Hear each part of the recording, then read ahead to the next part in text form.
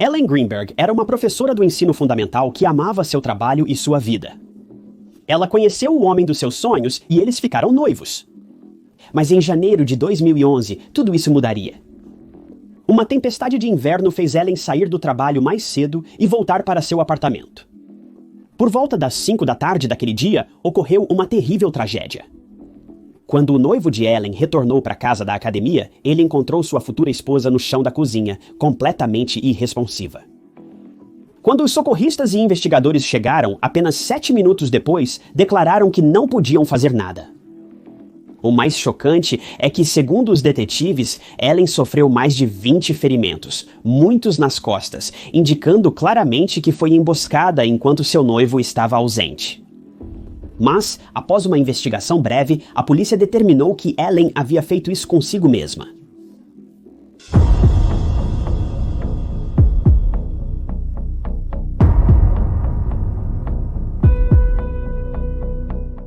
Ellen Greenberg tinha apenas 21 anos em 2011.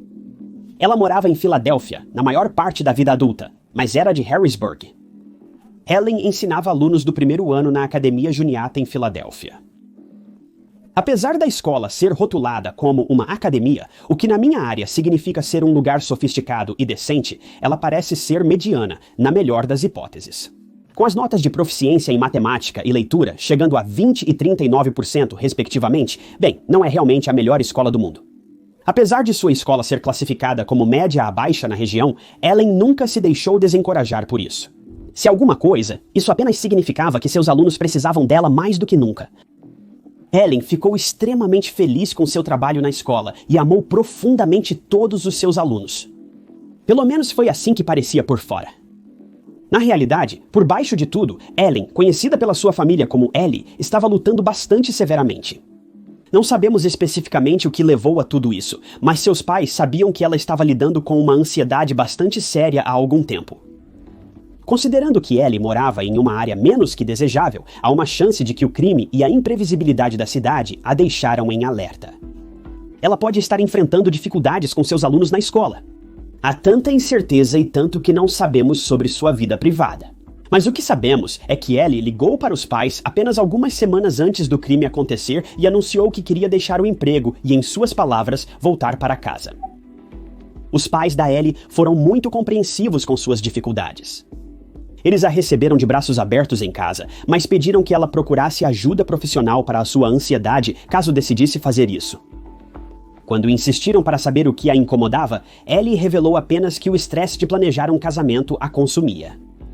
O casamento dela estava marcado para agosto, dali a cerca de 7 meses.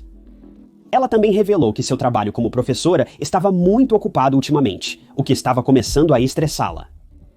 Ela planejava seu casamento há semanas e enviou os convites de reserve a data 4 dias antes da tragédia.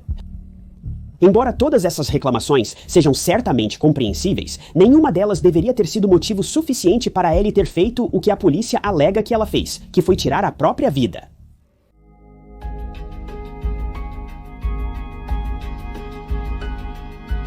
Segundo o pai de Ellie, ao falar com ela por telefone em janeiro de 2011, ele sentiu que algo estava um pouco estranho em Ellie. Ele diz que a personalidade dela mudou e ela não parecia mais a pessoa alegre e despreocupada de antes.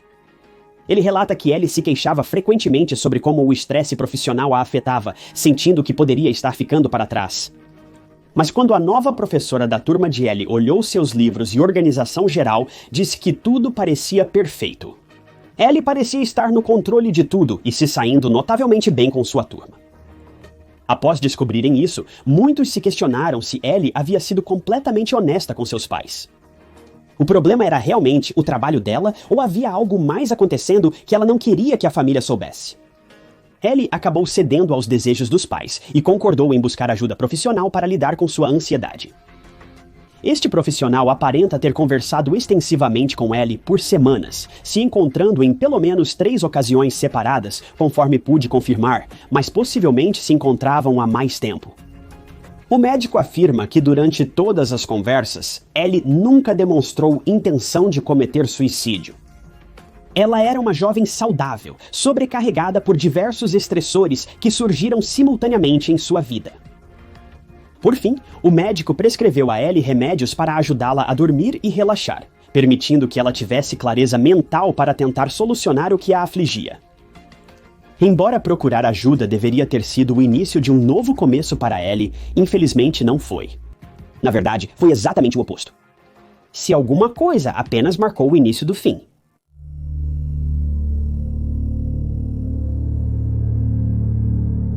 Era 26 de janeiro, 2011. Uma forte tempestade de inverno começou na região e as escolas logo temeram que os ônibus não conseguissem concluir suas rotas antes das estradas ficarem cobertas de neve e gelo. Como resultado, as aulas foram canceladas mais cedo naquele dia e todos os alunos foram liberados no início da tarde.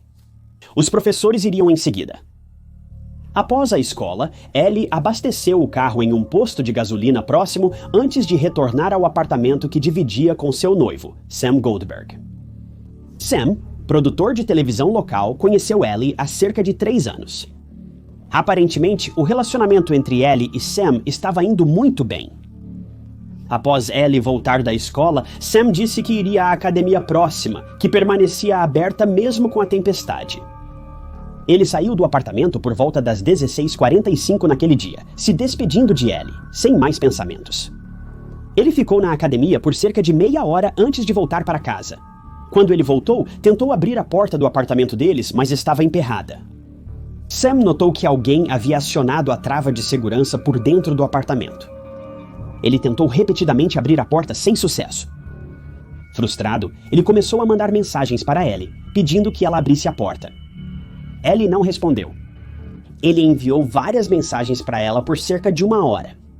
Suas mensagens se tornaram cada vez mais frenéticas, e ele ficou tão frustrado com a falta de resposta de Ellie que foi procurar um dos seguranças do prédio e pediu que eles abrissem a porta, mas eles se recusaram, alegando que era antiético e contra a política do prédio. Sam, inabalável, voltou ao apartamento e quebrou a tranca que mantinha a porta fechada. Assim que a porta se abriu, a raiva de Sam se transformou em puro terror. Ao espiar para dentro do apartamento, ele viu Ellie caída no chão da cozinha. Ela e o chão ao redor estavam cobertos por poças de evidências. Sam ligou para a polícia e explicou a situação. Ele foi instruído a iniciar a ressuscitação cardiopulmonar para manter Ellie viva até a chegada dos socorristas, mas então notou a faca. O atendente de emergência instruiu Sam a não realizar a ressuscitação cardiopulmonar e aguardar a chegada dos primeiros socorristas. Os paramédicos chegaram em poucos minutos, mas rapidamente determinaram que Ellie se foi. Ela foi declarada morta às 18h40, menos de 2 horas após Sam falar com ela pela última vez. A grande questão aqui é quem poderia ter feito isso com Ellie.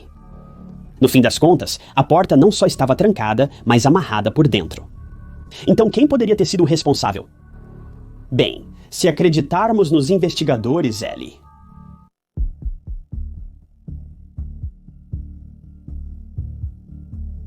Ao entrar no apartamento, os detetives notaram que não havia sinais de arrombamento, exceto pela fechadura quebrada por Sam para ganhar acesso ao local. Enquanto a polícia vasculhava o apartamento, não havia sinal de nada perturbado fora da cozinha. Evidentemente, o crime ocorreu inteiramente dentro da cozinha. Na verdade, nem parece que Elliot andou pela cozinha. Aparentemente, todas as evidências foram coletadas em um pequeno canto da cozinha, onde Ellie desabou próximo a um conjunto de armários. Uma tigela de mirtilos frescos e uma laranja recém-descascada estavam no balcão. Parecia que Ellie talvez preparava um lanche ou jantar para si quando foi emboscada por trás. Mas os detetives refutam essa crença. Quando o médico legista chegou, foi determinado que Ellie havia falecido de um total de 20 ferimentos individuais. Cada ferida foi infectada com uma única arma, a faca ainda encontrada na cozinha. 10 feridas foram encontradas na parte de trás da cabeça, costas e pescoço dela. Ela também tinha um corte sério na parte de trás da cabeça, mas o golpe fatal foi no peito. O mais louco é que, apesar da polícia investigar exaustivamente a cena do crime, não conseguiram encontrar nenhum vestígio de evidência sugerindo que outra pessoa estivesse no apartamento naquele dia. Não havia marcas de sapatos, sinais de arrombamento, janelas abertas ou qualquer outra evidência. Então, como alguém havia invadido, matado Ellie e fugido sem deixar nenhuma evidência? Os investigadores primeiro analisaram a arma em busca de evidências. Não foram encontradas impressões digitais ou DNA além do de Ellie. Eles também começaram a olhar todas as paredes externas da casa. Eles notaram que a casa tinha uma grande varanda, mas a neve que havia caído nela não tinha sido perturbada. Também não havia evidências de que alguém havia entrado na casa depois de estar na neve. Sem sinais de umidade no chão ou algo parecido, não havia nada. Isso levou a polícia a uma conclusão seriamente perigosa, mas honestamente compreensível, de que Ellie havia tirado a própria vida. A polícia contatou imediatamente a segurança do apartamento, na esperança de que tivessem imagens de circuito fechado de televisão de alguém naquele dia. Os apartamentos tinham câmeras instaladas no saguão principal, mas não tinham nenhuma vigilância nos corredores do prédio, provavelmente por motivos de privacidade. Após a análise das filmagens, a polícia não encontrou evidências de suspeitos não identificados.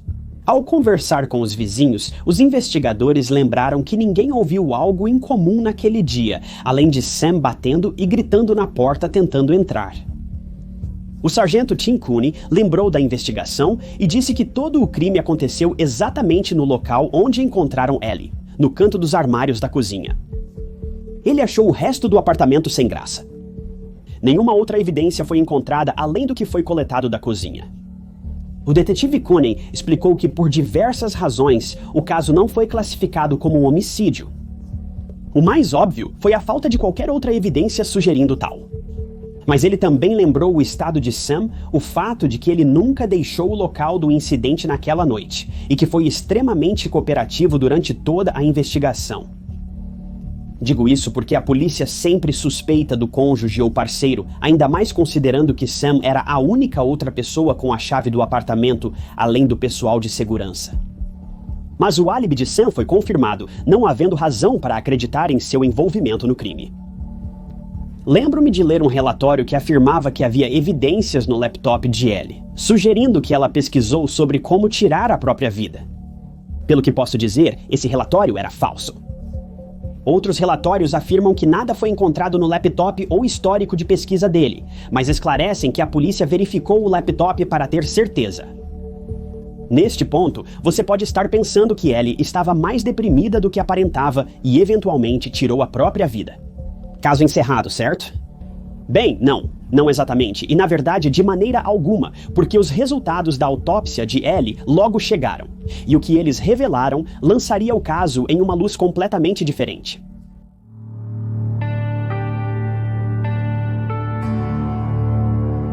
Um dia após a morte de Ellie, o médico legista local iniciou a autópsia. Ele começou a procurar feridas no corpo dela. Quando encontrava uma, ele as marcava com uma letra, obviamente começando pela letra A.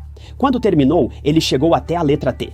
Ele notou que Ellie tinha um total de 8 feridas apenas no peito. As lesões variavam de alguns centímetros a mais de 10 centímetros. Agora, eu certamente poderia entender como alguém poderia ter feito algo assim na tentativa de tirar a própria vida. Admito que existem maneiras mais fáceis de fazer isso, mas não sabemos o estado mental da Ellie na época, então pode ter sido uma opção razoável para ela. E quanto às 10 feridas encontradas nas costas dela? Como no mundo uma pessoa pequena como Ellie teria sido capaz de se atingir nas costas com tanta força? Além disso, como ela teria conseguido desferir os 10 golpes fatais na frente do corpo após ter cometido o ato?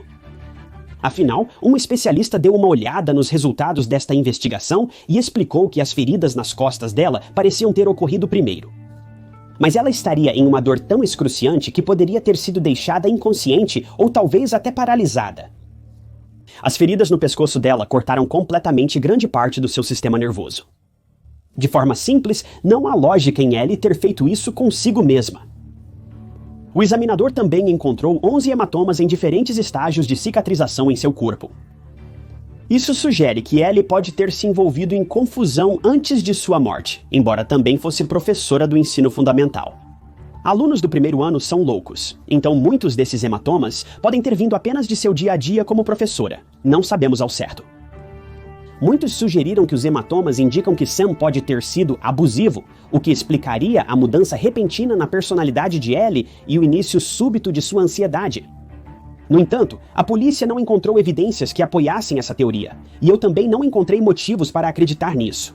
Os hematomas são certamente suspeitos, isso é óbvio, mas isso não significa que Sam estava envolvido de alguma forma. No final de tudo, o médico legista pesou as opções e listou o caso de Ellie como um homicídio. Mas isso não é o fim, porque assim que o caso de Ellie foi entregue à unidade de homicídios, foi atualizado novamente. A unidade de homicídios rejeitou novamente a ideia de listar o caso de Ellie como tal, reafirmando que ela havia feito isso consigo mesma.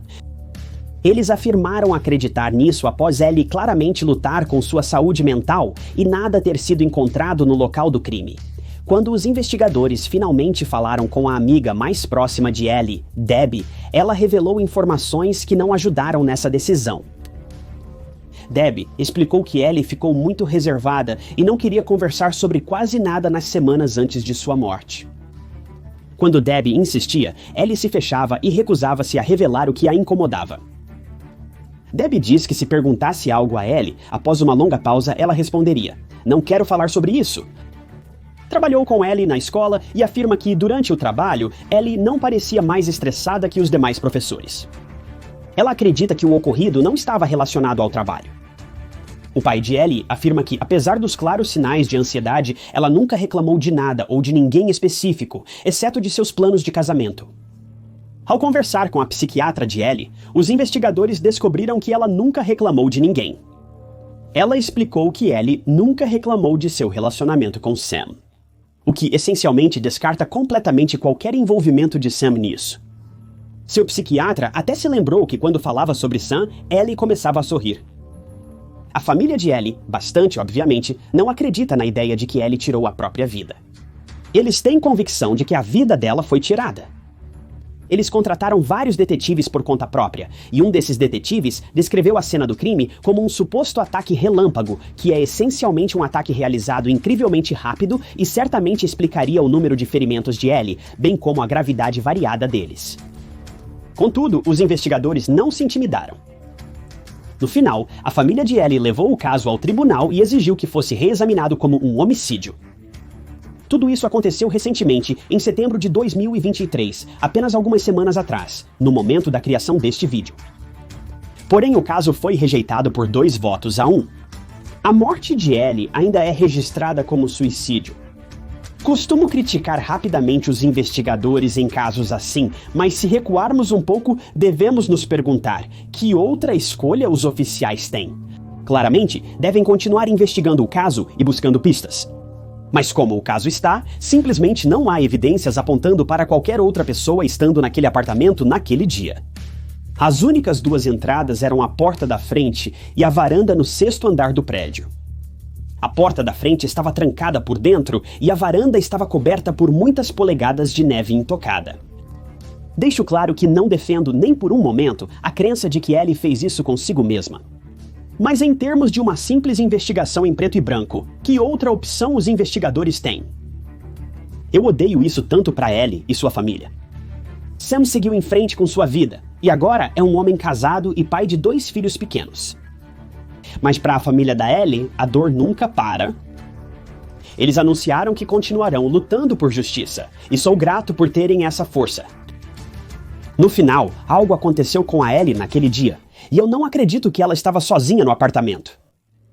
Tudo o que podemos fazer é esperar que, em algum momento, mais informações se tornem disponíveis e os investigadores finalmente consigam resolver este caso adequadamente. Obrigado por sintonizarem em mais um episódio de Histórias de Crimes Reais. Se você quer ver mais documentários de crimes reais como este, não se esqueça de clicar no botão de curtir e se inscrever se quiser ajudar a apoiar o canal. A melhor maneira de fazer isso é simplesmente deixando um comentário abaixo. Qualquer comentário ajuda muito mais o canal do que você pode imaginar. Se quiser ajudar financeiramente, você pode fazer isso clicando no botão azul de participar abaixo, ou comprando uma caneca de histórias de crimes reais, como a que você vê na mesa atrás de mim no tainotes.com. Mas com isso, meu nome é Tainotes, e eu te vejo no próximo vídeo. Você...